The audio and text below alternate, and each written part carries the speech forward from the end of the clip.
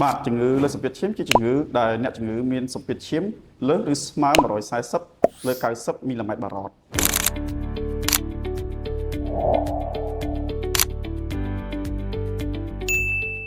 សូមជម្រាបសួរខ្ញុំបាទវិជ្ជបណ្ឌិតមកចាំវិញ្ញាឯកទេសបេះដូងនិងសរសៃឈាមជាបទពិសោធន៍របស់ខ្ញុំមានអ្នកជំងឺលើសសម្ពាធឈាមមួយចំនួនតែងតែសួរថាតើគាត់អាចបញ្ឈប់ការព្យាបាលបានឬទេក្រោយពីសម្ពាធឈាមគាត់ត្រឡប់មកធម្មតាវិញ